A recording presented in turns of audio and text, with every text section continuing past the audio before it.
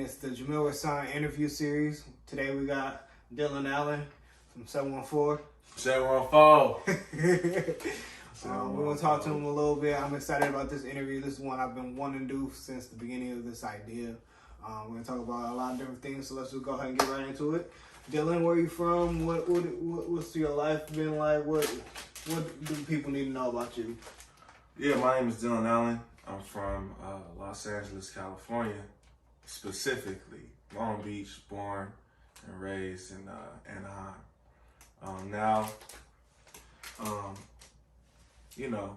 I live in Columbia, South Carolina. It's a different vibe, different space for me, but it's a place where I've done a lot of growing. But as far as music, I've been working in music since I was 7 years old. Still here for it. I'm still thriving for it. I produce, songwrite, sing. I don't really rap. I'm not a rapper. I'm a singer. I just make hooks, you know what I mean, and beats. But other than that, man, music is my life. I'm a goofy dude. You'll find out while we're going through the interview. All right, so it's funny because I was thinking all the Long Beach people hate being called weird, but you're not one of the Long Beach people who hates being called weird because you're. I embrace it. Yeah, exactly. So I was thinking I embrace it. I was gonna say I was about to get into your beginning of your music career because that's one of the things that I really am impressed with the most. If people know me, they know I'm a fan of the Ball Brothers. And the reason I'm a fan of the Ball Brothers is because I'm a fan of how LeVar speaks about his kids. And so that's one thing that I feel like your mom has in common with LeVar is that she's your biggest fan. Facts.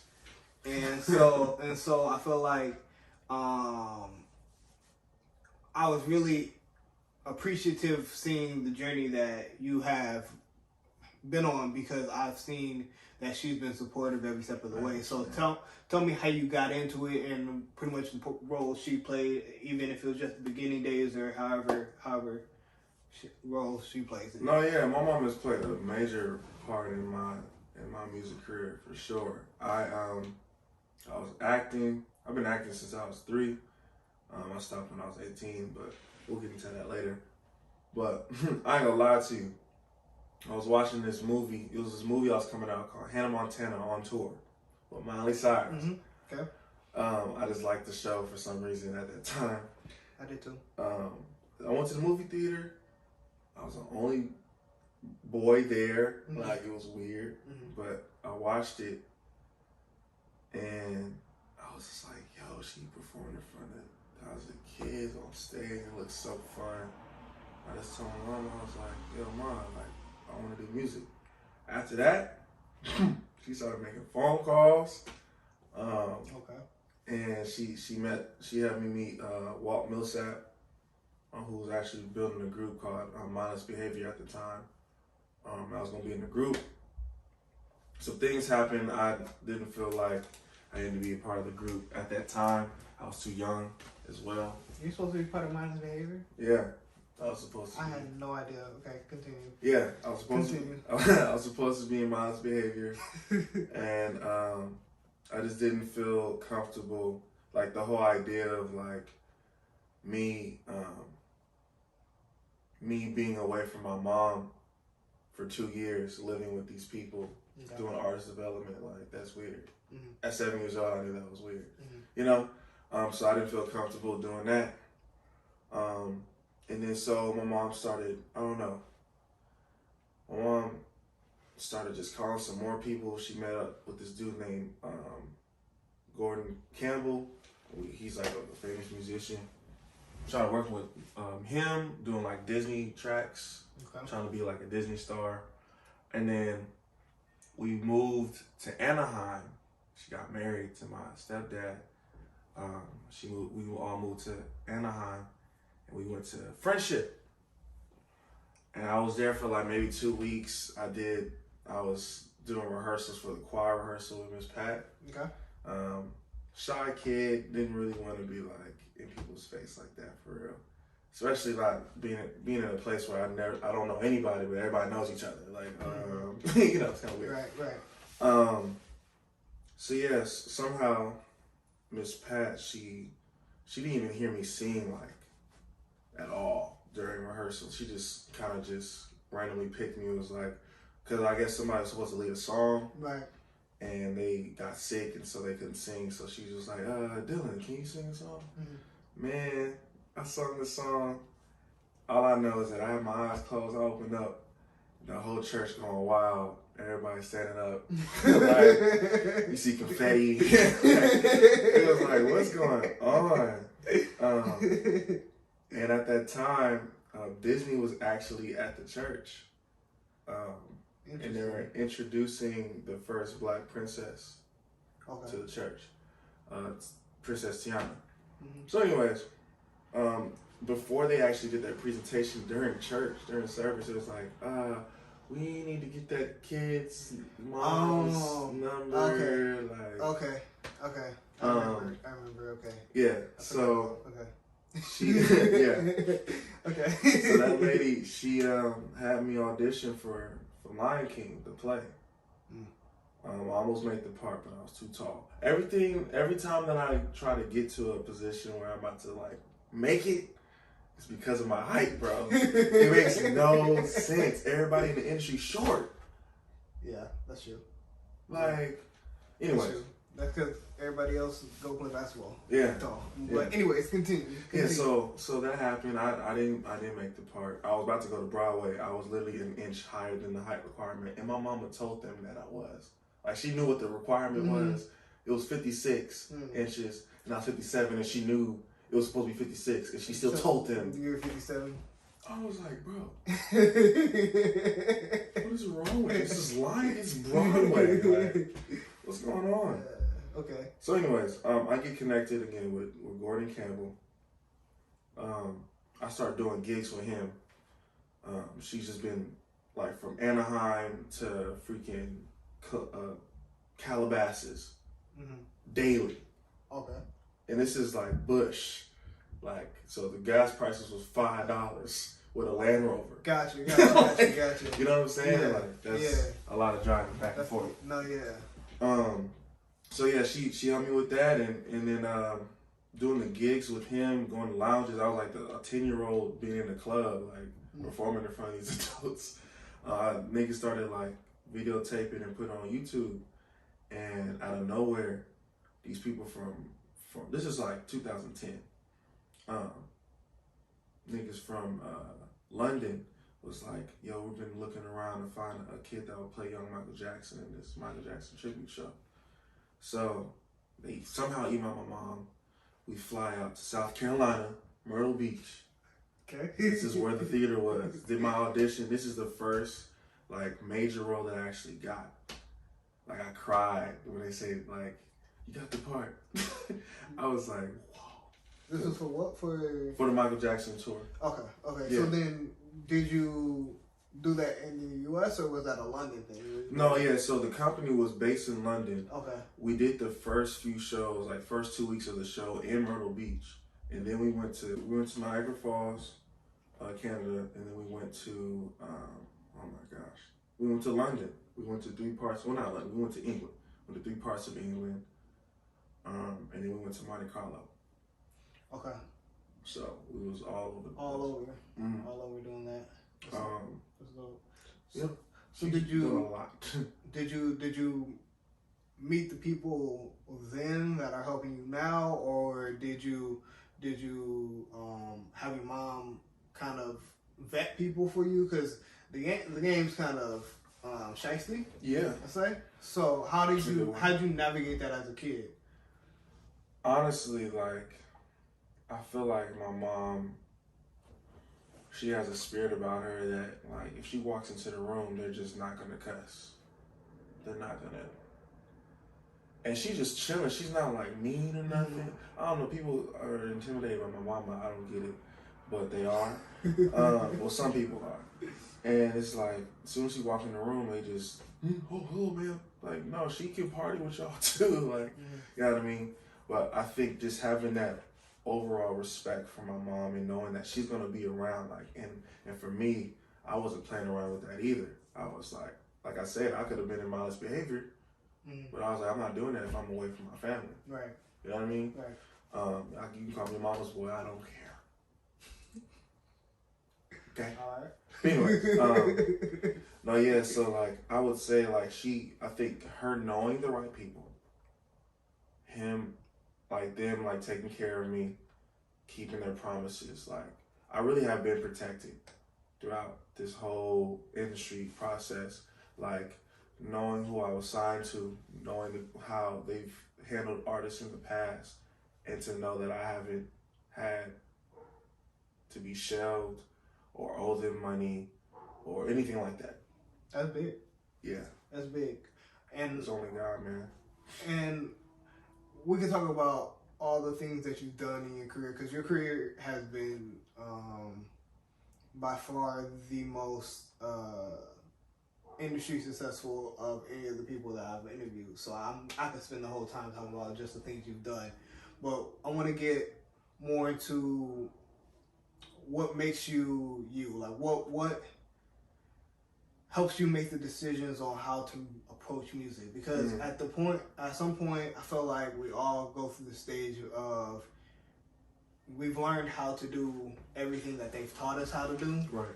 So now, how do we apply it for what we want to do? So, like, how do you approach the decision making, and how do you make music, and what feels natural to you? Because you are somebody who I feel, especially with this new project, not necessarily total the line, but you give a more realistic perspective with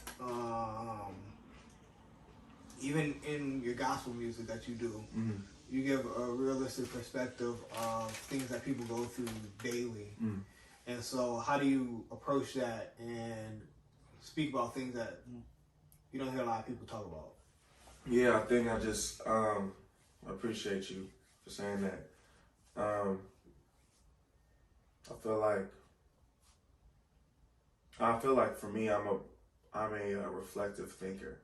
So I don't necessarily like to process things or write things down in the moment. If I'm upset about something, if I'm emotional about something, I just feel how I feel in that moment, calm down, and then think about how I felt. That's just how I am. So I say all that to say, like, when it comes to music, my approach is just thinking back on a specific thing that bothered me earlier today, and then pulling out the emotions of what I felt, whether it was fear, annoyance, betrayal, kind of just saying those things, but also having the mindset of just like, there is a mindset there where I don't know, I feel like I'm shedding my thoughts out in the world. And I feel like a lot of people, I was scared to do it because I wasn't sure if it was too personal, if it was too far, if it was too deep. Right. But I think just being unapologetically you and not worrying about whether or not people want to catch on, you find out that people actually do relate. You know what I mean? So it takes reflection for me. It takes time. I think a lot. So while I'm making a track, there's so many things going on in my head, so many patterns, so many sounds that I could use. And whatever I come up with my fingers is the last option, or whatever the case may be. So, yes, it's ADHD for sure. So, I'll lie to you. So, are there topics that you feel like you don't discuss, or that you won't discuss, or is it more of a whatever comes to your mind, that's what you put down? Yeah, whatever comes to my mind. It's not like I'm not withholding anything in my music, at all. I try not to. And yeah, I think that the way I don't even like. Now I'm in the process of actually writing down the lyrics of all the songs that I've done. Okay. Just for like people to, see the words. Right. But for me, when I create, I don't write things down. I don't write throughout the day. I might write down like notes of like topics or lines, but I don't have any lyrics written down. Interesting. Because I just, like, when I'm at the computer, Mm-hmm. I'm looking at empty space. It's like, what I'm gonna make from this empty space, and then catch that vibe. Cause you can't repeat a vibe. Is that how your music has so many like changes and like cause your beats aren't loops at all. Right. So like, is that how you work that out? Because when I am writing things, I write things as I feel them. Mm-hmm. And so like, I'll have a whole group of 1, 2, 3 line writings, and I'll feel like, okay, well, it's time to put something together. Let's see if I can start off with something that I have already written, or maybe something that I felt before, and then kind of expound on that. Mm-hmm. So it seems like instead of doing that, you kind of are more like whatever comes to mind, that's where this thing is gonna go. Yeah, but it's also calculated. Okay. And at least for the production side of it, I try to tell stories without having any lyrics in my tracks. So like, if you were to just play the beat itself, like, you would thoroughly enjoy whatever the vibe is. Right. And it progresses and it changes, and so it's not like it is a loop where, you know, sometimes it might be necessary where there's a loop, but there might be a point in the song where it might just has one different sound or a pause, whatever the case may be, to kind of just keep your interest. It's really just like manipulating the mind to keep listening. Okay. Type of thing. So that's number one, at least for the beat side, as well as for writing. For me, like, I might not write anything down, but I have a formula where it's like, okay, the hook is gonna be the main topic as a whole.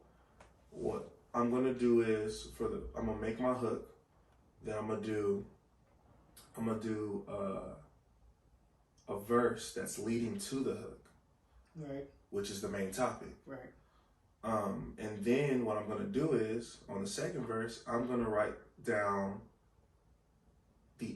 what happens as a reflection from the first verse, Right. and the hook, Right. to the second verse. Right. And then all I do is just go back to the hook. You know what I mean? That's kind of like how I do it. So every time I write, it's like, so you already have the formula. You're just kind of filling in the emotions of what you're currently doing. Got it. And I'm constantly, in the way that I'm doing it, is about the pocket and about the melody, where even if I'm just saying la la la la la, the melody's gonna keep you wanting to listen. You know what I mean? Interesting. So, there's a lot that we could talk about from your career. So, is there something that you like had as a highlight, or something that was like really impactful in teaching you either how to do that, or just teaching you how to be a monster in this industry?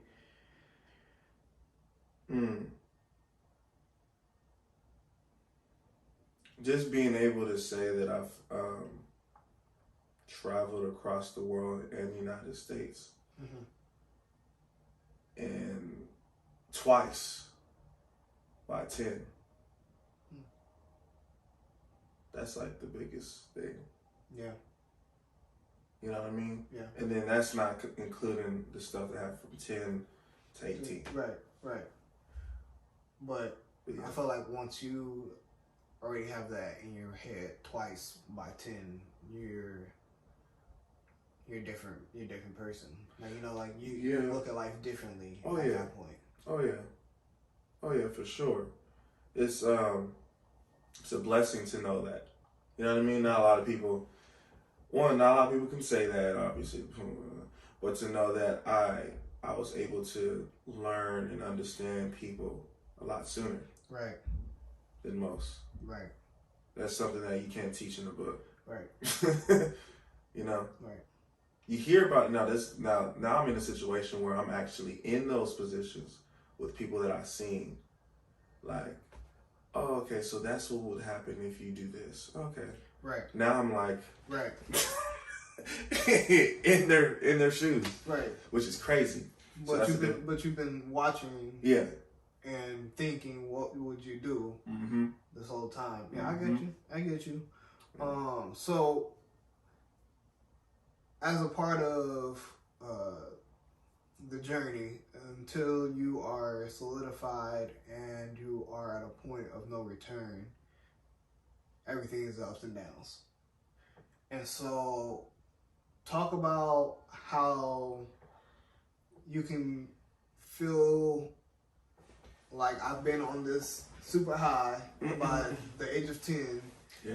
And then also feel like some people don't even understand what you could possibly give to the world if you were able to, you know? So like, kind of talk about that if you like. Yeah, man. I be having moments, dog, because it's like, I feel like I just woke up and acting in music was just my life. Like, that's how I viewed the world. Like, okay, I'm just supposed to be on earth to perform. Let's do it. You know what I mean? And by the time I felt like the favor that I had was just how my life was supposed to be. Right.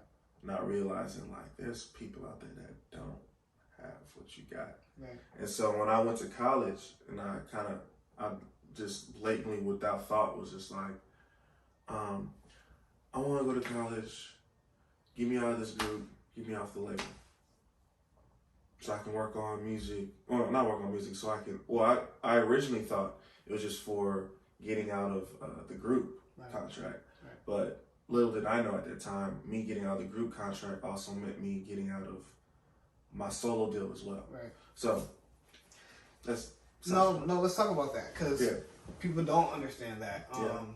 And you have to kind of know music, love music, to understand the ramifications of the contracts that you sign. A lot of people contracts aren't good. A lot of people are not making money. A lot of people are in situations in which they are contracted to things they didn't really think they agreed to, or they have claims in their contracts that extend their contract beyond the part that they knew that they had to do. Like, they thought they had 3 albums, they really had 5 albums, things like that. So, what was that like to learn that lesson firsthand?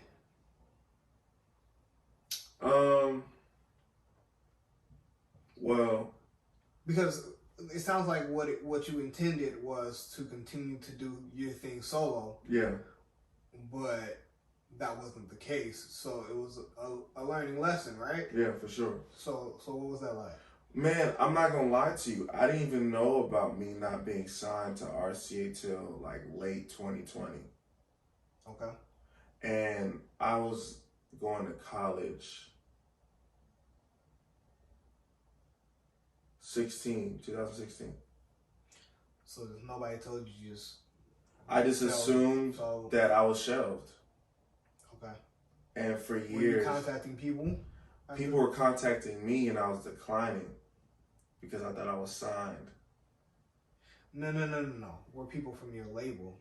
Were you contacting people from your label? Oh, yeah. And I was so confused. Like, am I not signed to y'all? Why am I not returning? I'm making albums in my room. Like, what's going on? So they don't have to put up no upfront. And so then I go to an exec's house, 2020, and I'm like, because he pulls up. He lives in Calabasas. Okay. Got a big house, everything. And he comes to Anaheim for my listening party. Okay. For one of my albums called Taking Off My Facade. I'm like, that's love. First of all, that's love. That's a long distance, and right, you don't have and you got nothing. Kids with you. One of your kids got injured earlier that day. You still came out. So I'm like, yo, that's love. And so he was like, yo, come to the house. and show me the rest of the music. So I go over there, I pull up on him, and I'm like, okay, I'm excited, but I'm also confused, my guy. Like am I signed to you? And he told me, he broke it down to me. He literally told me, like, when you got out the group, you also took yourself out of the solo deal, which means, like, mind you, my solo deal was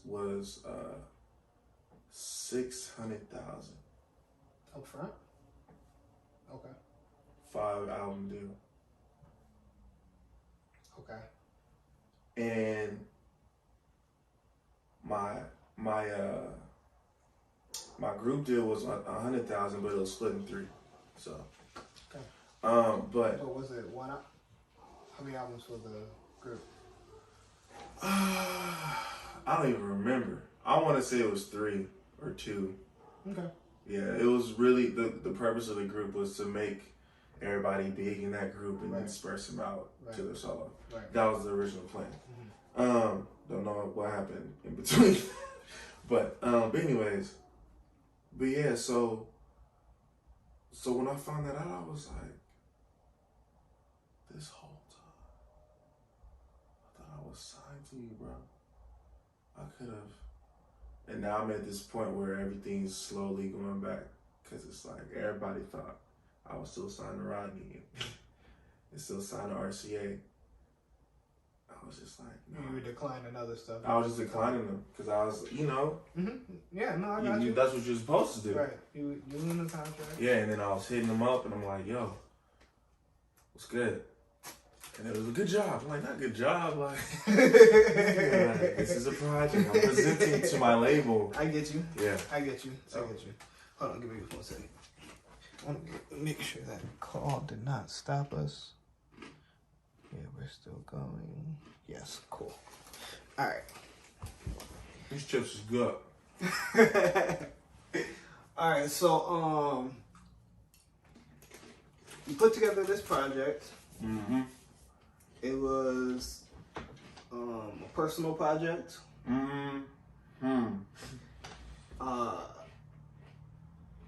And I feel like I got to see how creative you are because you really put it together from nothing. You know? So, talk about what this project meant to you, what you were trying to do with the project, what it feels like for you. Yeah, go ahead, talk about that. Yeah, man. Man, I was going through it. A couple months ago, I was just at this rebellious state where I was just like arguing with God, being mad at Him, being sad, asking Him for help. Just all over the place. And once I finally took a seat and just chilled out, and kind of just prayed. My mind started shifting, my anger, my passion started going away, and I just started writing music. And I was just like, Lord, I don't even want to do music for myself. I ain't trying to impress nobody. That was always my goal. From the first 2 albums, Partially Free and Taking Off My Facade, it was like, I want the label to see what's going on, or I'm gonna get a Grammy off to this. It's gonna go crazy. I got you. Are we talking about God, bro? It's not the, you know what I mean? Yeah. So anyways, this album, I was just like, I don't even want to do songs that don't even have spiritual or scripture support. Right. I just want to just honor you in every way I can. So started writing, started looking at scripture, and there's the last few songs, I would say from New Creature till My Heart is scripture-based songs, which is something that's new and not really focused on these days in praise and worship, and is new in Christian rap, Christian R&B. People kind of just talk about, oh, the Lord is gonna be all right. Everything's gonna be all right. Smile, because the Lord is on your side. Okay. It's not okay, we get that. Or it's Lord, I need you. Bro, it's not about what you want. It's It's about giving him glory. So, and it's not every song like that, but that's kind of like what I was trying to do. But yeah, man, ultimately it's just this journey of depression and stubbornness to submission, man. Trying to live right and realigning, restarting my life, restarting my motives, my attitude. That's what re is. So, yeah. So, you put it together. I feel like no one heard that. You put it together. I feel like your goal was to get a lot of stuff off your chest. To Yeah, sure. It was a therapeutic album. For sure. And you did a wonderful job on it. I remember listening to it, and I felt like it was a journey. I felt like it was emotionally a roller coaster almost. Yeah. Almost. Well, I didn't want to. Vivian Green gonna sue me if I say emotional. No. You good? I'm just saying, like, it was a real roller coaster. Like, I was in some loops and all that. It was crazy. So, so I just wanted to kind of think like, or what is your plan for, I guess, getting it heard? Because that's the unfortunate side effect of wanting to do music. Facts. Is that you'll make you grow? It'll make you want to give up. Honestly, it makes a lot of people give up. That's why I'm doing this interview stuff. Is because I'm trying to find a new way to introduce myself to people where I don't have to do all the extras all the time. But that's part of the thing. Part of the game. You got to figure out a way to make sure that people hear it, so they want to come back and keep hearing it, so that you can continue to do the thing you love to do. So what's your goal for that? Because some people reach people, some people reach execs, some people reach. What's your goal for that? How you trying to get this out to actually funding your career? Man, it's gonna be a lot of releases. Okay. So I'm doing all kinds of stuff. So I'm doing a deluxe. I'm also doing a live show, but it ain't gonna be live. But times we in. Yeah, no, facts. That's the times we in. Facts. No, but doing that, and honestly, I was talking to somebody yesterday, and they said 95% of like getting your name out there is marketing, and so it is going to deal with pay. So my thing is, I want to work as hard as I can, collect as much as I would like, which is a lot. I like a lot. And invest in myself. Okay. I want to work with labels. I want to work with production teams and all that, but I want to just do music and songwrite for them, produce for them. I'm not trying to be signed to nobody. Got it. I'm just trying to collect as much dough as I can as a producer, as a songwriter. Got it. And invest in my brand, in myself, in my family. I feel like that's one of the routes that only a few people can go, because it takes a lot of talent for that.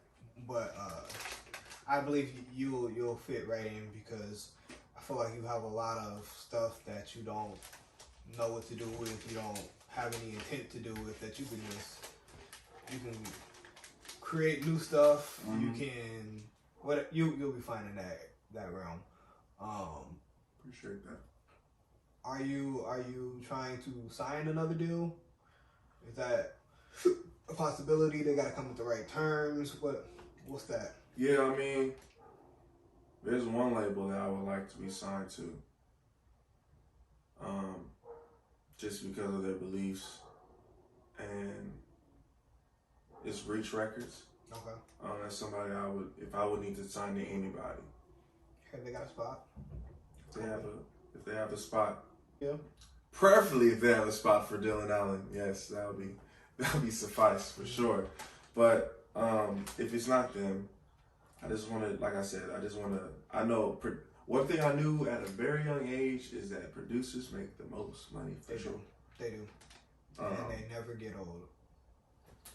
It's generational wealth. I knew that when I was like young. When I started producing at 10, I was like, oh, yeah, this is what I want to do. This is what I want to do. Gotcha. Yeah.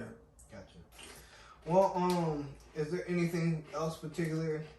Well, first, before we get to that, I want to say shout out to Reach Records because they've been doing it since I was young. And I was a kid. One of the first to like solidify good quality gospel hip hop. And so for them to continue to innovate and continue to be on top in that field, that's amazing. So shout out to Reach Records. But is there anything else that you want to get across to the people? Time's up pretty much. So man, eat your vegetables. I think it's very important that everyone in this world. How about where can they find Reed? How about that? That works too. Just buy Reed. Listen to Reed everywhere. Okay. No, I was playing. No, yeah. Ultimately, man, Reed is everywhere. It's on SoundCloud, Spotify, YouTube, all the platforms. Literally all of them. You can follow me on Instagram, Twitter, which is I am Dylan Allen, IAMDYLAN, ALLEN. That's where you can also find my music. It's all literally I am Dylan Allen. So you just type that in, all one word, you're gonna find everything. So and look out for the live version and the deluxe coming soon. Right? Coming soon. All right. Well, Dylan, it's been good. Hopefully we'll do another one again soon. Hope that you are in a different place. I'm in a different place. We can do a boss up version of this. All right. Bet. With suits and everything. All right, man.